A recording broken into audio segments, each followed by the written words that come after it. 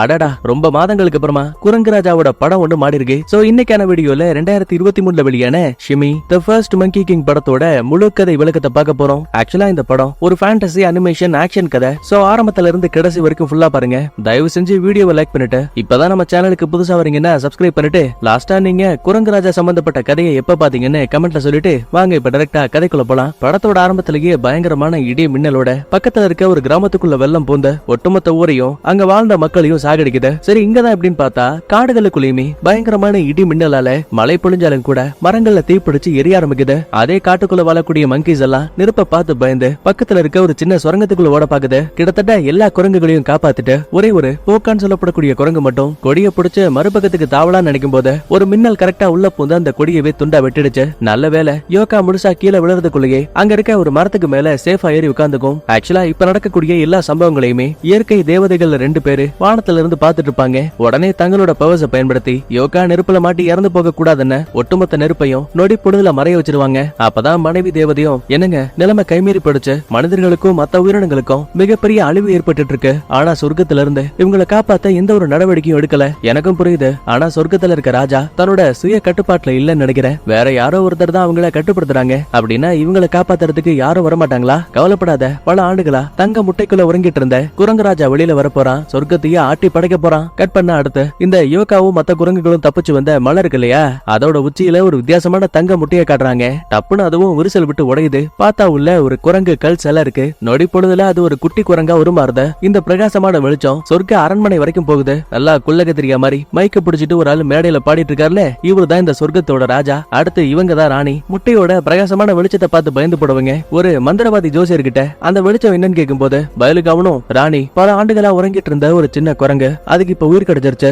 உங்களோட எதிர்காலத்தை பார்க்கும் போது அந்த குரங்கு மூலமா உங்களுக்கு மிகப்பெரிய ஆபத்து இருக்கு. இல்ல எப்போதுமே நான் அப்படி நடக்க விட மாட்டேன். இப்ப அந்த குரங்கு எங்க இருக்கு? கமோரா மலை தீவுல. டே தளபதிங்களா, நீங்க என்ன பண்ணுவீங்களோ எனக்கு தெரியாது. தங்க முட்டைக்குள்ள இருந்து வெளியில வந்த குரங்க தேடி கண்டுபிடிச்சு அதை கொன்னுட்டோங்கிற செய்தியோட என்கிட்ட திரும்பி வரணும். அடுத்து முட்டைக்குள்ள இருந்து வெளியில வந்த நம்ம கதையோட ஹீரோ குட்டி குரங்காச்சே. சோ தன்னோட வாழை பிடிச்சு ஜாலியா விளையாடிட்டு இருப்பான். அப்ப அங்க வந்த இயற்கை தேவதையோட சக்தி நொடி பொழுதுல குழந்தை குரங்கா இருந்த ஹீரோவை ஒரு பெரிய குரங்கா மாத்தி விட்டுருது. நடக்கக்கூடிய அதிசயங்களை பார்த்து யோகாவும் மத்த குரங்குகளும் வாய பழகுறாங்க. உடனே குரங்கு கூட்டத்துல ஒரு ஆளா இருக்கக்கூடிய நம்ம கதையோட ஹீரோயின் முன்னாடி வந்து என்னோட பேரு லிவா. அம்மா உன்னோட பேர் என்ன? என்னோட பேரு லிவான்னு ஹீரோயின் சொல்லக்கூடிய அதே வார்த்தையை சொல்லுவான். அடுத்த நொடியே சுத்தி இருக்க பாறைகள்ல பூக்கள் மலருது. சடனா டூட்டுன்னு சொல்லி ஒரு குட்டி குரங்கு நம்ம ஹீரோ மேல ஏறி ஜாலியா விளையாடுத. உண்மையை சொல்லப்படா இந்த யோகா தான் இந்த ஒட்டுமொத்த குரங்கு கூட்டத்துக்குமே தலைவர். ஹீரோவுக்கு பக்கத்துல வந்தவரு ஒரு விரல காட்டுவாரு, முறப்பாரு, சிரிப்பாரு, பல்ல காட்டுவாரு. ஆனா எல்லாத்தையுமே நம்ம ஹீரோ அப்படியே காப்பி அடிக்கிறான். அட, இவனை பார்த்து யாரும் பயப்பட வேண்டியதில்ல. இவன் முட்டைக்குள்ள இருந்து பிறந்திருந்தாலும் கூட இவனும் ஒரு குரங்கு தான். இந்த நொடியில இருந்து உன்னோட பேரு ஷிமி.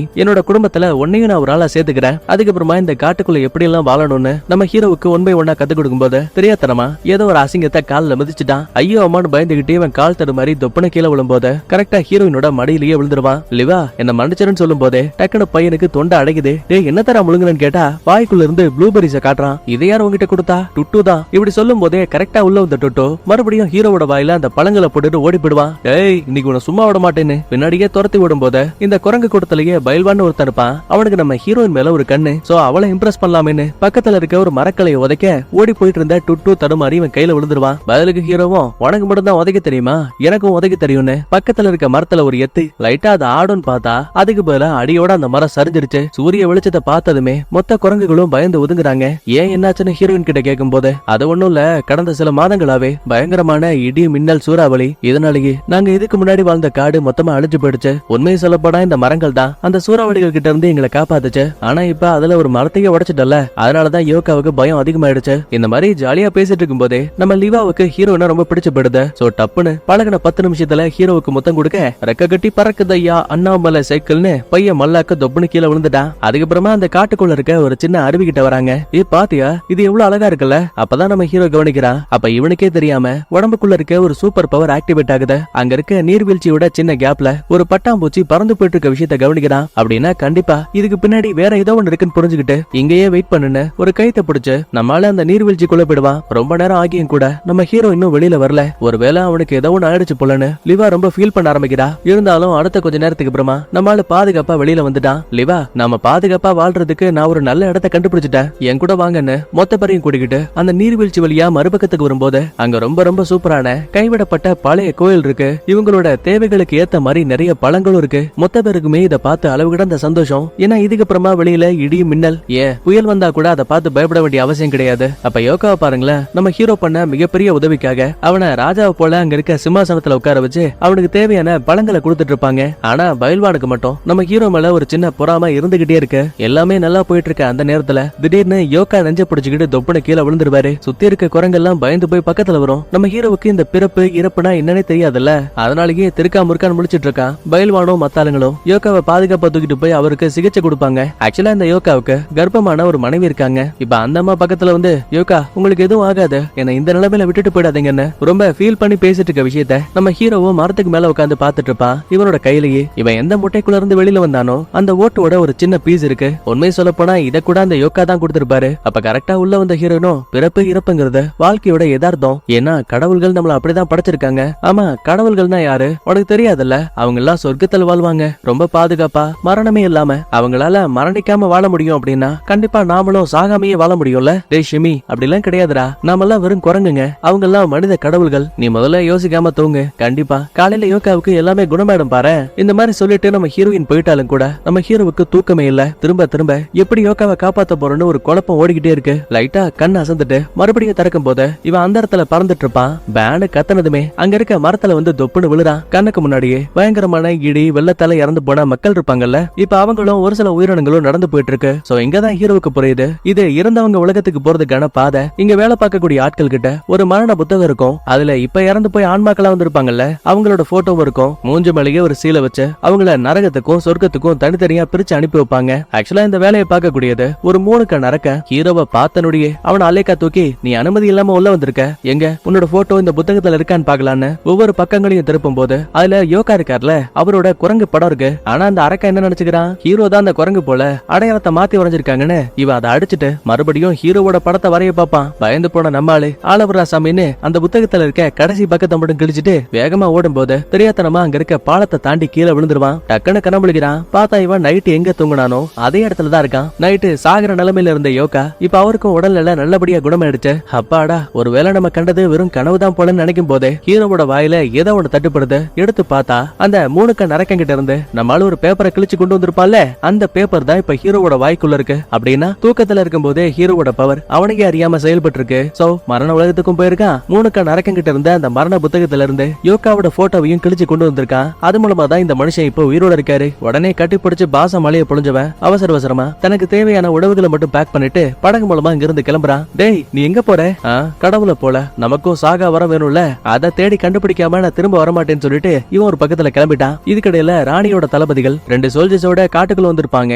அப்பதான் வழியில நம்ம ஹீரோ தங்க முட்டைக்குள்ள இருந்துதான் வெளியில வந்திருப்பால. இப்ப அதோட ஓடுகள் எல்லாம் தரையில சிந்திருக்க விஷயத்த பார்த்து கண்டிப்பா இந்த ஓடு தோ அங்க இருக்க மலை உச்சியில இருந்து கீழே விழுந்திருக்கணும், உடனே ராணி கிட்ட தெரியப்படுத்துங்கன்னு அந்த அம்மாவை இங்க கொண்டு வந்துட்டானுங்க. கரெக்டா முட்டை இருந்தா அந்த மலை உச்சிக்கு வந்தாலும் கூட ராணி அம்மாவுக்கு செம்ம கோபம். ஏண்டா டேய், அந்த குரங்க கொண்டு என் கையில பிணமா கொடுப்பீங்கன்னு பார்த்தா அதுக்கு பதிலா வெறும் தடயங்களை காட்டுறீங்க, முதல்ல இந்த இடத்த விட்டு கிளம்புங்க, என் கண்ணு முன்னாடியே நிக்காதீங்கன்னு திட்டி அவங்கள மறுபடியும் சொர்க்கத்துக்கு அனுப்பிடுவா. ஆனா அடுத்த நிமிஷமே தனக்குள்ள இருக்க மந்திர சக்தியை பயன்படுத்தி பாதாள உலகத்தோட கதவை திறக்கிறா. உள்ள இருந்து கொம்பு வச்ச காளை அரக்க வெளியில வரான். டே காலப்பையா, உனக்கு ஒரு சின்ன ஆஃபர் வச்சிருக்கேன். நான் ஒரு மந்திர சக்தியோட பிறந்த குரங்க தேடிட்டு இருக்கேன். ஒருவேளை நீ மட்டும் அதை தேடி கண்டுபிடிச்சு கதையை முடிச்சுட்டேன் வை, பாதாள உலகத்துக்குள்ளேயே அடைபட்டு கிடக்க உன்னையும் உன் நண்பர்களையும் நான் விடுதலை பண்ணி சாகா வரத்தையும் கொடுக்குறேன். பதிலுக்கு காளை அரக்கணும் சரின்னு சொல்லிட்டு சங்கடத்து ஊத அந்த பாதாள உலகத்துல இருந்து நிறைய அடிமைகள் வெளியில வரானுங்க. அடுத்து படகு மூலமா நம்ம ஹீரோ பக்கத்துல இருக்க ஒரு மனித கிராமத்துக்கு வந்திருக்கான். முதல் முறையா மக்களை பார்த்தவன் அவங்க கால்கள்ல நடக்கக்கூடிய விஷயத்த பார்த்த இவனும் அவங்கள போலவே நடந்து பழகுறான். இருந்தாலும் ஒரு பாட்டியம்மா மேல தொப்புன்னு எடுத்துருவான். அப்ப ஒரு குட்டி பையன் ட்ரெஸ்ஸே போடாம கிங்கிடி முங்கி நின்னு ரோட்ல போயிட்டு இருப்பான். உள்ள வந்த அம்மாவும் டேய் ட்ரெஸ் போடாம எங்க போறேன்னு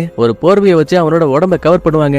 ஆஹா, அப்படின்னா நமக்கும் ட்ரெஸ் வேணுமேன்னு சொல்லிட்டு இவன் பக்கத்து குடியில காஞ்சிக்கிட்டு இருந்த துணி எடுத்து மாட்டிப்பான். அதோட விட்டா பரவாயில்ல, கசாப்பு கடையில வியாபாரத்துக்காக ஆடு கோழி வாத்தெல்லாம் வச்சிருப்பாங்க இல்லையா, அதுங்க அப்படியே அப்பாவியா நம்ம ஹீரோவை பார்க்க அச்சோ பாவன் இறக்கப்பட்டு இவனும் கூண்டோட கதவை திறந்து எல்லாத்தையும் காப்பாத்திட்டான். ஆனா கறிக்கடை பாய் சும்மா இருப்பாரா, என் வியாபாரத்துல மண்ணலை போட்டியடான்னு கையில பட்டாக்கத்தைய தூக்கிட்டு நம்ம ஹீரோவை துரத்தி வருவாங்க. ஆனா இவன் தான் குரங்காச்சே, அலேக்கா வீட்டோட மேற்கூரைகள்ல ஏறி அந்த இடத்த விட்டு தப்பிச்சு போயிடுவான். எப்பா சாமி, இதுக்கு மேல முடியாதுடா, மூச்சு தள்ளி போச்சுன்னு புலம்பிக்கிட்டே காட்டுக்குள்ள போயிட்டு இருக்கும் போது அங்க ஒரு தொப்பிக்காரனை கவனிக்கிறான். இவன் அவர்கிட்ட பேசி உதவி கேட்கலான்னு பாக்குறதுக்குள்ளேயே அந்த மனுஷனை பாருங்களேன், உன் பேரு ஷிமி தானே, நீ கடவுளை போல மரணமே இல்லாத வாழ்க்கையை தேடி வந்திருக்கல்ல, தோ அந்த வழியா போ, பனிமலையோட உச்சியில நீ தேடி வந்த இடம் இருக்கு அப்படியான அதை கேட்டுட்டு பையன் திரும்பி பார்த்தா நின்னுகிட்டு நின்னுகிட்டு இருந்த அந்த தொப்பிக்காரனை காணோம். நடக்கிற எதுவும் புரியாம நம்ம ஹீரோ அந்த இடத்த விட்டு கிளம்பிடுவான். அப்பதான் மரங்களுக்குள்ள இருந்து அந்த தொப்பிக்காரன் டக்குன்னு வெளியில வருவாரு. ஹீரோவை பொறுத்த வரைக்கும் தான் இது ஒரு மனுஷன். ஆனா உண்மையை சொல்ல போனா ஹீரோவுக்கு உதவி பண்ணது இயற்கை தேவதை. அதுக்கப்புறமா அவ்வளவு பெரிய பனி மலைகளுக்கு மேல ஏறி வந்தவன் ஒரு வழியா தொப்பிக்காரன் சொன்ன அந்த கோட்டையை கண்டுபிடிச்சிட்டான். பயங்கரமா குளிர்தேன்னு பக்கத்துல இருக்க நெருப்பு கிட்ட உட்கார்ந்து இருக்கும் போது,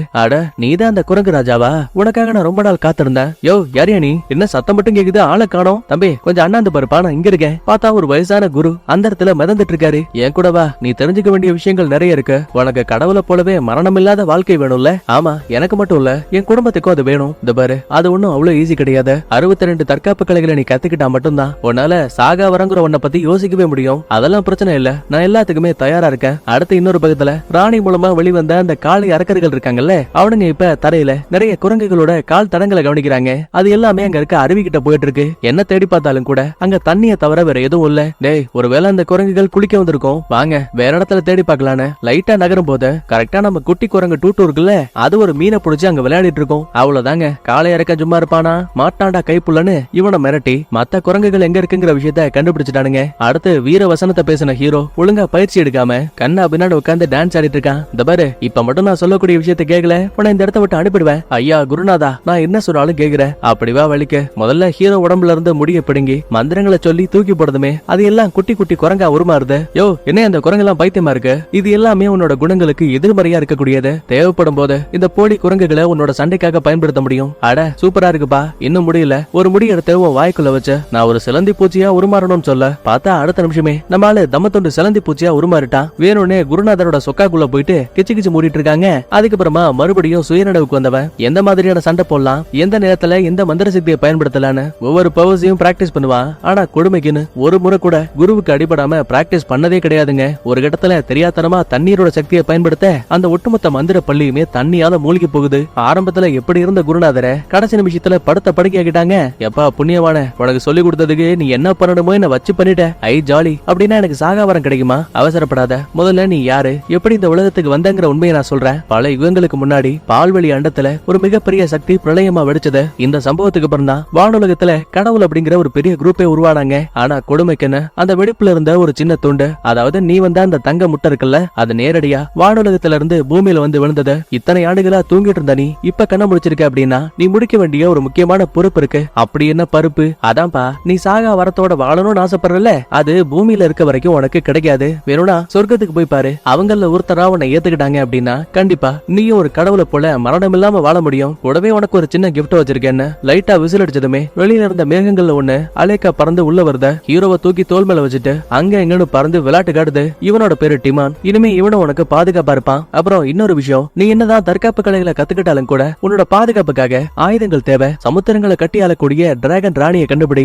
அவங்க கிட்ட தோ இந்த இன்விடேஷனை குருநாதர் கொடுத்தாருன்னு என் பேரை சொல்லு. கண்டிப்பா உனக்கு தேவையான ஆயுதங்களை கொடுப்பாங்க. குருவே ரொம்ப ரொம்ப நன்றி. ஆனா ஆயுதங்களுக்கு முன்னாடி நான் முதல்ல என்னோட மக்களை பார்த்தாகணும்னு ஹீரோ இப்ப நேரா காட்டுக்கு வரும்போது அருவிக்கு வெளியில நிறைய காளை மாடுகளோட கால் தடங்களை கவனிக்கிறான். ஏதோ ஒண்ணு தப்பா இருக்குன்னு பதுங்கி பதுங்கி உள்ள வந்தவன் ஒளிஞ்சிருந்து பார்க்கும்போது ராணி அனுப்பி வச்ச காளை அரக்கர்கள் யோகாவையும் அவர் கூட இருந்த மத்த குரங்குகள்னு ஒட்டுமொத்த பேரையும் கூண்டுக்குள்ள அடைச்சிட்டானுங்க. அது கூட பரவாயில்ல, ஒரு சில குரங்குகளை அடிச்சு அதுங்க மூலமா வேலை வாங்கிட்டு இருக்கானுங்க. எப்படி உங்களை காப்பாத்த போறோம்னு குழம்பிட்டு இருக்கும் போது கரெக்டா காளை அரக்கர்கள்ல ஒருத்தன் உள்ள வந்துட்டான். ஓங்கி ஒரு வெட்டு, ஹீரோவோட பேண்ட் கிழிஞ்சு போச்சு. நேரா ஓடி வந்து ஒரு மர பொந்துக்குள்ள ஒளிஞ்சுப்பான். இப்பதான் இவனுக்கு நிறைய மேஜிக் எல்லாம் தெரியும்ல, சோ டக்குன்னு தானே ஒரு பூவா உருமாத்திப்பான். ஆனா குரங்கு வால் மட்டும் இன்னும் அப்படியே இருக்கு. அரக்க பயலுங்க வாழை பார்த்தா சும்மா இருப்பானுங்களா? கண்டிப்பா ஹீரோ தோ இங்கதான் ஒளிஞ்சிருப்பான்னு சொல்லிட்டு நேரா அந்த பூவுக்கு பக்கத்துல வரும்போது டக்குன்னு ஹீரோ அந்த பூவை ஓபன் பண்ண உள்ள இருந்து ஆயிரக்கணக்கான தேனீக்கள் வெளியில வந்து ஒட்டுமொத்த அரக்க பயலுங்களையும் கடிச்சு கொதறுது. மறுபடியும் குரங்கு உருவத்துக்கு வந்தவன் முடிய பிச்சு மந்திரங்களை சொல்ல குட்டி குட்டியா நிறைய குரங்குகள் வந்துருச்சு.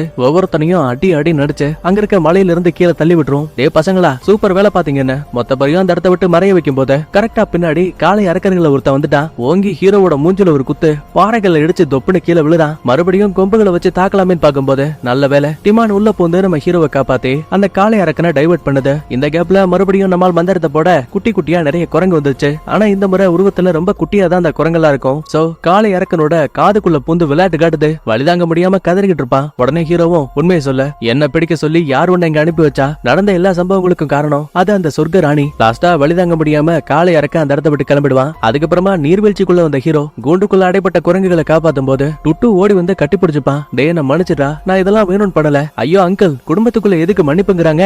உடனே ஹீரோவும் யோகா நம்ம இந்த நிலைமையில இருக்கிறதுக்கு காரணம் அது அந்த சொர்க்கத்தோட ராணி தான். ஆனா அவங்க எதுக்காக நம்மள அழிக்க ட்ரை பண்ணணும்? என்ன குரங்குகள் கடவுளுக்கு நிகரா சாகா வரத்தோட வாழக்கூடாதுன்னு நினைக்கிறாங்க. ஆனா நான் ஒருபோதும் என்னோட முயற்சியை கைவிட மாட்டேன். இந்த பாரு, அவங்களை எதிர்த்து நம்மளால சண்டை போட முடியாது, அது எனக்கும் தெரியும். ஆனா அந்த கடவுளையே எதிர்க்கக்கூடிய ஆயுதங்கள் கிடைச்சா எனக்காக வெயிட் பண்ணுங்க. மந்திர ஆயுதங்களோட திரும்ப வரேன்னு சொல்லிட்டு லாஸ்டா குரு டிராகன் ராணி கிட்ட இன்விடேஷனை கொடுத்தா மந்திர ஆயுதங்களை கொடுப்பாங்கன்னு சொல்லிருப்பாருல. சோ அங்க பறந்து வந்த கடலுக்குள்ள ஒரே ஜம்ப். பார்த்தா கடலுக்கு அடியில டிராகன் ராணிக்காக ஒரு மிகப்பெரிய கோட்டையை கட்டப்பட்டிருக்கு. அழகா உள்ள நீந்தி வந்தவனை பார்த்ததுமே, டேய் யார் ராணி, குரங்கு எப்படி உள்ள வந்துச்சு? டிராகன் ராணி என்ன பார்த்து பயப்பட வேண்டிய அவசியம் கிடையாது, என்ன குருநாதர் தான் அனுப்பி வச்சாரு. தோ என்கிட்ட இன்விடேஷன் கூட இருக்கு. ஓ குருநாதர் அனுப்பி வச்சாரா?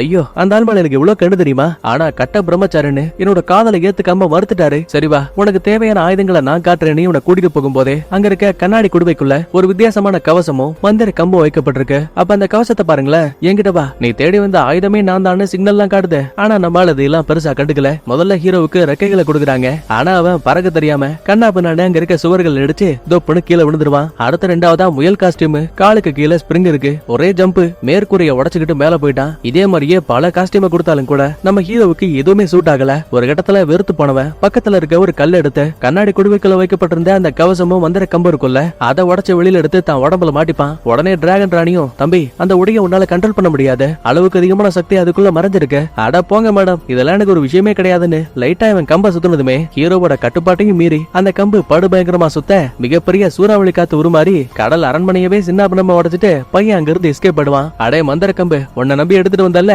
அதுக்கு உன்னால என்ன பண்ண முடியுமா பண்ணிட்டேன்னு உள்ளுக்குள்ள அவ்வளவு பயம். கட் பண்ண அடுத்த சொர்க்கத்துல இருக்க ராணிய பாக்குறதுக்கு தளபதிகள் வராங்க. என்னாச்சு, குரங்குராஜாவை அழிச்சிட்டாங்களா? ராணியம்மா, அங்கதான் ஒரு சின்ன தப்பு நடந்து போச்சு. நீங்க அனுப்பி வச்ச அந்த காளை அரக்கர்களை ரொம்ப அசால்ட்டாவே அந்த குரங்கு பையன் தோக்கடிச்சிட்டான். அது மட்டும் கிடையாது, என் குடும்பத்து மேலேயே கைய வச்ச உங்களை சும்மா விட மாட்டேன்னு சபதம் எடுத்திருக்கான். இப்படி பேசும்போதே கரெக்டா அந்த இடத்துக்கு டிராகன் ராணியும் மரண உலகத்தோட 3 கண் அரக்கனும் அங்க வராங்க. அரசே, மிகப்பெரிய தப்பு நடந்து போச்சு. ஒரு குரங்கு என் அரண்மனையில இருந்த மந்திர ஆயுதங்களை திருடிட்டு போயிடுச்சு. அது மட்டும் இல்ல, என் கோட்டையவே அடிச்சு தும்சம் பண்ணிடுச்சு. 3 கண் அரக்க உள்ள புந்து உங்க பிரச்சனையாச்சும் பரவாயில்ல, என்னோட மரண உலகத்துக்குள்ளேயே வந்த என் மரண புத்தகத்துல இருந்த ஒரு பேப்பரை கிழிச்சிட்டு போயிட்டான். இதான் சாக்குன்னு உள்ள வந்த ராணி. பாத்தீங்களா அரசே, இவ்வளவு நாளா பாதுகாப்பா இருந்த நம்மளோட அரண்மனை கொஞ்சம் கொஞ்சமா விரிசல்பட ஆரம்பிக்குது. நல்லா பூத்து குலுங்கின செடிகள் கூட இப்ப வாடி போய் கிடக்க. இது எல்லாமே நம்மளோட ராஜ்யம் அழிகிறதுக்கான அறிகுறி. சொல்றத கேளுங்க, யோசிக்காம அந்த மந்திர குரங்கோட கதையை முடிச்சிடலாம். உடனே ராஜா நிஜா கடவுளையும் நிறைய படைகளையும் அந்த இடத்துக்கு கொண்டு வராரு. ஹீரோவை அழிக்கிறதுக்கு உத்தரவு கொடுக்கலாமே பார்க்கும்போது கரெக்டா நிலவோட அரசன் அங்க வராரு.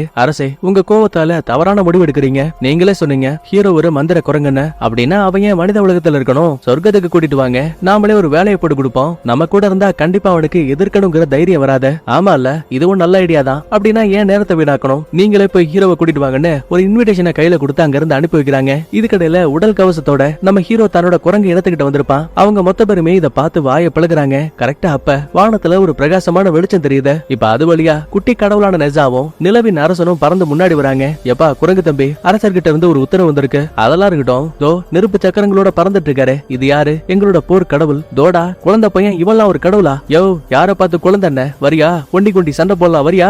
அட போப்பா காமெடி பண்ணிக்கிட்டுன்னு பையன் கணத்தை பிடிச்சி கிள்ளி விளையாடிட்டு இருக்கான். அதுக்கப்புறமா நிலவின் அரசர் தான், சண்டையை ஸ்டாப் பண்ணுங்க, இந்த பாரு நான் இங்க வந்தது சொர்க்கத்தின் ராஜா கொடுத்த இன்விடேஷனை கொடுக்கறதுக்காக. என்னன்னு பார்க்கும்போது சொர்க்கத்துல நம்ம ஹீரோ வேலை பார்க்கறதுக்கான அனுமதி சீட்டு. உனக்கு விருப்பம் இருந்தா நீ இப்பவே எங்க கூட வரலாம். அப்பதான் ஹீரோவும் லிவா கிட்ட, இந்த பாரு எதுக்கும் பயப்படாதீங்க, கண்டிப்பா நம்ம இனத்தை காப்பாத்துறதுக்கு சாகா வரத்தோட திரும்ப வருவேன்னு இங்க இருந்து நேரா சொர்க்கத்துக்கு வருவான். ராஜாவை பார்த்ததுமே சமத்து பிள்ளைய வணக்கத்தை போட்டவன் ராணியை பார்த்து கடுப்பாகிறான். நீ தானே என் குரங்கு இனத்தை அழிக்க பார்த்த? குரங்கு பையா, அவசரப்பட்டு வார்த்தையை விடாத. நான் தான் உங்களை அழிக்க பார்த்தேனா? அதுக்கு ஏதாவது உங்ககிட்ட ஆதாரம் இருக்கா? ஒருவேளை உன் இனத்தை அழிக்க வரும்போது அந்த இடத்துல நான் இருந்தனா? பதில் எதுவுமே சொல்ல முடியாம ஹீரோ அமைதி ஆயிடுவான். உடனே பக்கத்துல வந்த ராஜாவும், இந்த பாரு நீ யார் மூலமாவோ தாக்கப்பட்டிருக்க, ஆனா அதுக்கு காரணம் கண்டிப்பா அங்க இருக்க ராணியா இருக்காது. நான் டைரக்டா விஷயத்துக்கு வரேன். நீ சொர்க்கத்துக்கு வரணும்னு ரொம்ப ஆசைப்பட்டியாமே, அதனால இங்க இருக்கக்கூடிய மாய குதிரைகளை மேய்க்கிறதுக்கான வேலை இனிமே உன்னோடது. 9 ஆண்டுகளுக்கு இந்த வேலை வேற யாருக்குமே ஒப்படைக்கப்படாது. ஐ ஜாலின்னு ஹீரோவுக்கு அவ்வளவு சந்தோஷம். அப்படின்னா நானும் உங்களை போலவே சாகா வரத்தோட வாழ போறேனா? டே குரங்கு, உனக்கு இன்னும் விஷயம் புரியலையா? சாகா வரங்கிறது இந்த சொர்க்கத்திலேயே பிறந்து வளர்ந்தவங்களுக்கு மட்டும்தான். இன்னும் புரியலையா? ஏன் கூடவா? தோ அங்க இருக்க பீச் மரங்கள் இருக்குல்ல, அதுல விளையக்கூடிய பழங்களை யார் சாப்பிடுறாங்களோ அவங்க தான் சாகா வரத்தோட வாழ முடியும். ஆனா உனக்கு இந்த சொர்க்கத்துல ஒரு வேலையை தான் பகிர்ந்து கொடுக்க முடியுமே தவிர பணத்தை கொடுக்க முடியாது தம்பி. அதுக்கப்புறமா நேரா குதிரை பண்ணைக்கு வந்தவன் அங்க சோர்ந்து போயிருக்க குதிரைகளுக்கு முன்னாடி டான்ஸ போட்டு குத்தாலமா அதுங்களையும் டான்ஸ் ஆட வச்சுட்டான். கொஞ்ச நேரத்துக்கு அப்புறமா நல்லா தூங்கும் போது பட்டாசுகள் வெடிக்கக்கூடிய சத்தம் கேக்குது. அரண்மனை ஃபுல்லாவே வான வெடிகளால ஜெகஜோதியா மின்னிட்டு இருக்கு. அப்ப கரெக்டா உள்ள வந்த தளபதிகளும், என்னப்பா குரங்கு, உனக்கு அங்க போகணும்னு ஆசை இருக்கா? ஆனா கொடுமைக்கு உன்னால போக போக முடியாது. ஏன்னா நீங்க வெறும் வேலைக்கார மட்டும்தான். சொர்க்கவாசிகளுக்கு மட்டும்தான் அரண்மனைக்குள்ள ஆண்டு விழாவுக்கு போறதுக்கான அனுமதி. முக்கியமா உனக்கு இன்விடேஷன் கூட கொடுக்கல. இன்னைக்கு நைட்டு பீச் மரத்துல இருக்கக்கூடிய பழங்களை கடவுள்களான நாங்க சாப்பிட்டு எங்களுக்குள்ள இருக்க பலத்தை அதிகப்படுத்திப்போம். இப்படி பேசிட்டு போனதுமே நம்ம ஆளுக்கு செம்ம கோபம். டிமான் மேகத்தோட உதவியால பறந்து போய் ஒட்டுமொத்த பீச் பழங்களையும் பறிச்சு பேக்ல போட்டுப்பான். அது மட்டும் கிடையாது, நேரா ராஜா கிட்ட வந்தவன், நானும் இந்த சொர்க்கத்துல ஒரு ஆளா வேலை பாக்குறேன்ல, அப்படின்னா எனக்கு இன்விடேஷன் கொடுத்திருக்கணும், ஏன் கொடுக்கல? ஐயோ தம்பி மன்னிச்சிருப்பா, நான் அதை மறந்தே போயிட்டேன். போதும், இன்னமும் உங்களோட பொய்களை கேட்க நான் முட்டாள் கிடையாது. என்ன போல ஒரு குரங்கும் கடவுள்களும் எப்பவுமே ஒன்னா இருக்க கூடாதுங்கிறது உங்களோட விருப்பம். ஆனா எனக்கு அதுல உடன்பாடு இல்ல. இந்த பீச் பழங்களுக்காக தானே நீங்க எவ்வளவு கஷ்டப்பட்டீங்க. ஆனா அது எல்லாத்தையும் நான் எடுத்துட்டு போறேன்னு ஒரு பழத்தை சாப்பிட்டுக்கிட்டு நம்மளால இந்த இடத்தை விட்டு பறந்து போயிடுவான். அம்பிடுதாங்க. ராஜாவுக்கு இதை பார்த்து சம கோபம். டே நிஜா, நீ என்ன பண்ணுவே தெரியாது. ஒட்டுமொத்த படைகளை கூட்டிக்கிட்டு நேரா அந்த குரங்கு பையனுக்கு இடத்துக்கு போற, அவனை அடிச்சு துவம்சமாக்கி நம்மளோட கைதியா இங்க கொண்டு வர. இதை ஒளிஞ்சிருந்து கேட்ட ராணி வில்லத்தனமா சிரிச்சுட்டு அங்க இருந்து போறாங்க. அப்ப கரெக்டா உள்ள வந்த தளபதிகளும், என்ன இது ராணியம்மா சம்பந்தமே இல்லாம ரொம்ப வித்தியாசமா நடந்துக்கிறாங்களேன்னு அவங்கள ஃபாலோ பண்ணிக்கிட்டு பின்னாடியே போறானுங்க. இதுக்கடையில ராணி வழக்கம் போல பாதாள உலகத்தோட கதவை திறந்து எக்கச்சக்கமான அரக்கர்களை வெளியில கொண்டு வரா. இந்த பாருங்கடா, இவ்வளவு நாளா நான் எதுக்காக கஷ்டப்படணும், அந்த நாள் வந்தாச்சு. இந்த பாருங்கடா, ஊர் கடவுளான நெசா, நெற்றிக்கன் கடவுளான யாங்ஜியான் ஒட்டுமொத்த படைகளையும் கூட்டிக்கிட்டு அந்த குரங்க பிடிக்கிறதுக்காக பூமிக்கு போயிட்டாங்க. தற்போதைக்கு ராஜா பாதுகாப்பு இல்லாம சொர்க்கத்துல இருக்காரு. இப்ப மட்டும் நம்ம தாக்குதல் நடத்தினா கண்டிப்பா ஒட்டுமொத்த சொர்க்கமும் நம்ம கைக்குள்ள இருக்கும். இவ பேசிட்டு இருந்த விஷயத்த ஒளிஞ்சிருந்த பார்த்த தளபதிகளும் ராஜா கிட்ட உடனே இதை தெரியப்படுத்தலான்னு பாப்பாங்க. ஆனா அதுக்குள்ளேயே ராணி இவங்கள பாத்துட்டா தன்னோட பவர்ஸ பயன்படுத்தி ஒரு கண்ணாடி குடுவைக்குள்ள பொம்மையை போல அடைச்சு வச்சுட்டா. இன்னொரு பக்கத்துல நேரா தன்னோட குடும்பத்துக்கிட்ட வந்த ஹீரோ கொண்டு வந்த பழங்களை ஒவ்வொருத்தர் கையிலையும் கொடுத்துட்டு, இதை மட்டும் சாப்பிட்டா போதும், நம்ம சாக வரத்தோட நிம்மதியா கடவுளை போலவே இந்த உலகத்துல வாழ முடியும். அப்பதான் சந்தேகத்துல யோகாவும் அப்படின்னு அந்த பழங்களை அந்த கடவுள்களே நமக்கு கொடுத்தாங்களா, இல்ல அவங்கள போல நம்ம வாழக்கூடாதுன்னு நினைக்கிறாங்க. உடனே யோகாவை பாருங்களேன், அந்த பழத்தை கீழே போட்டுருவாரு. நொடி பொழுதுல அதுவும் மறைஞ்சு போயிடும். இந்த பாரு, நீ திருடிட்டு வந்திருக்க, இது மிகப்பெரிய தப்பு, நாங்க அதை சாப்பிட மாட்டோம்னு மொத்த பேருமே கையில இருக்க பழங்களை கீழே போடும்போது இப்ப அது எல்லாமே மறைஞ்சு போயிடுது. கோவத்துல ஹீரோ டக்குன்னு தடத்தை விட்டு கிளம்பி ஒரு மலையோட உச்சியில உட்கார்ந்துருப்பான். அப்ப கரெக்டா இயற்கை தேவதைகள் அங்க வராங்க. மறைமுகமா, நாங்க உனக்கு நிறைய உதவிகளை பண்ணிருக்கோம், உன் இனத்தோட பார்வையில உன்னோட பேரு ஷிமி, ஆனா எதிர்காலத்துல இந்த ஒட்டுமொத்த உலகமும் உன்னை குரங்கு ராஜான்னு கூப்பிடும். ஆனா அதெல்லாம் நீ ஒரு நியாயமான பாதையை தேர்ந்தெடுத்தா மட்டும்தான். ஆனா என்னோட மக்கள் மரணமே இல்லாத வாழ்க்கையை வாழணும்னு ஆசைப்பட்ட, அது ஒண்ணும் தப்பு கிடையாதுல்ல. இந்த பாரு, இந்த உலகத்துல நீ எப்ப எப்படி எத்தனை வருஷம் வாழ போறங்கிறது முக்கியம் கிடையாது. வாழ்ந்த காலங்கள்ல இந்த உலகத்துல உன்னோட பேர் எந்த அளவுக்கு நிலைச்சிருக்கு,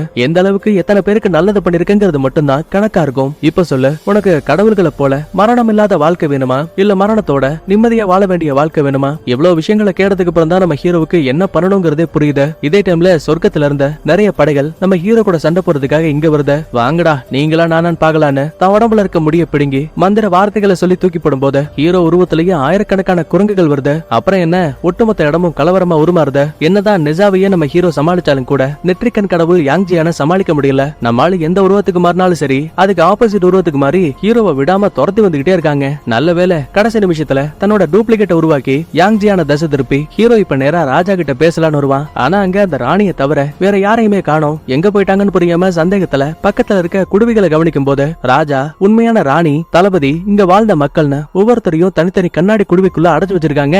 ஒரு வழியா ஹீரோவுக்கு இங்க இருக்கக்கூடியது உண்மையான ராணி இல்லன்னு தெரிஞ்சு போகுது. சண்டை போலாமேன்னு பாக்கும்போது ராணி வில்லத்தனமா சிரிக்கிறா. தம்பி, நீ அப்பாவை நினைச்ச அந்த யோகா தோ, அவரையும் நான் குடுவிக்குள்ள அடைச்சு வச்சிருக்கேன். என்ன எதிர்த்தா மொத்தமா இவங்களை கொன்றுவேன். சரி, இப்ப நான் என்ன பண்ணணும்னு நினைக்கிறேன்? தோ, அங்க இருக்க இரும்பு பெட்டிக்குள்ள போயிட்டா போதும், உன்னை நிரந்தரமா நான் அழிச்சிருவேன். அதுக்கப்புறமா என்னோட எதிர்காலத்துக்கும் எந்த ஒரு ஆபத்தும் கிடையாது. தான் குடும்பத்தை காப்பாத்துறதுக்காக நம்ம ஹீரோவா அந்த பெட்டிக்குள்ள வந்து உட்கார்ந்துப்பான். வெளியில இருந்து அதிகமா நெருப்ப மூட்டுறானுங்க. இது மூலமா ஏற்படக்கூடிய அதிகப்படியான வெப்பத்தால கொஞ்சம் கொஞ்சமா நம்ம ஹீரோ ஒரு கல் சிலையா உருமாறிட்டு இருக்கான். அவ்வளவுதான், இவன் தோத்து போயிட்டான்னு நினைக்கும் போதே கடைசி நிமிஷத்துல டிமான் மேல பறந்து வந்த ஹீரோயின் மந்திர கம்ப கரெக்டா அங்க இருக்க பெட்டியில தூக்கி போட கண்ணாபுனான்னு வெடிச்சு நெருப்பு பறவையா உருமாறி நம்ம ஹீரோ வெளியில வருவான். நொடி பொழுதுல சூறாவளியை உருவாக்கி காலை அரக்கர்களை அதுல சிக்க வச்சுட்டான். அடியை, நடந்த எல்லாத்துக்கும் நீதான் காரணம்னு போலி ராணியோட உருவத்துல இருக்க ஒரு சூனியக்காரி கூட சண்டை போட ஆரம்பிக்கிறான். முட்டாள் குரங்கே, நான் எல்லா வேலையும் பக்காவா முடிச்சிட்டேன். உண்மையான ராணியை சிறைபிடிச்ச அவனோட இடத்துல இத்தனை மாதங்களா நான் வாழ்ந்துட்டு இருந்தேன். ஆனா நீ உள்ள போந்து எல்லாத்தையும் கெடுக்க பாக்குறியா? சிரிச்சுக்கிட்டே ஹீரோவும், நான் இதுக்கு முன்னாடி என் மந்திரங்களை பயன்படுத்தும் போது எனக்குள்ள ஒரு நம்பிக்கை இல்ல. ஆனா இப்ப என் குடும்பத்தையும் இந்த உலகத்தையே கட்டியாளக்கூடிய சொர்க்கத்தையும் அங்க வாழக்கூடிய கடவுள்களையும் காப்பாற்ற வேண்டிய கடமை எனக்கு இருக்கு. அதனால நீ மட்டும் இல்ல, உங்க அப்பனே வந்தாலும் ஜெயிக்க முடியாதுன்னு அந்த சூனியக்காரி போலவே நம்ம ஹீரோவும் உருவத்தை மாத்தி மூஞ்சில ஒரே குத்து பறந்து போய் அங்க இருக்க சூறாவளியில மாட்டுவா. பாதாள உலகத்தை விட்டு தப்பிச்சு வந்த காலை அரக்கர்களோட இப்ப அவளை மறுபடியும் அதே பாதாள உலகத்துக்குள்ள அந்த சூறாவளி தள்ளி லாக் பண்ணிடும். லாஸ்டா இவன் மூலமா பிடிக்கப்பட்ட ராஜா ராணி காவலாளிகள்னு ஒட்டுமொத்த பேரையுமே நம்ம ஹீரோ காப்பாத்திருவான். இப்ப யோகாவோட மனைவிக்கு வேற அழகா ஒரு குரங்கு குட்டி பிறந்திருக்கு. லாஸ்டா ஒட்டுமொத்த கடவுள்களும் நம்ம ஹீரோ பண்ண வேலைக்காக குரங்கு இனத்துக்கே நன்றி நன்றி தெரிவிக்கிறாங்க. இது எல்லாத்தையுமே மேகங்களுக்கு மேல இருந்து இயற்கை தேவதைகளும் பார்த்துட்டு இருக்காங்க. ஒரு வழியா குரங்கு ராஜா எதுக்காக பிறந்தானோ ஒரு வழியா அந்த கடமையை முடிச்சிட்டான்னு சொல்ல அப்படியே அந்த இடத்துல சூப்பரா படத்தையும் முடிக்கிறாங்க. சரி, ஓகே, அடுத்த வீடியோல பார்க்கலாமா? பாய், தேங்க்யூ.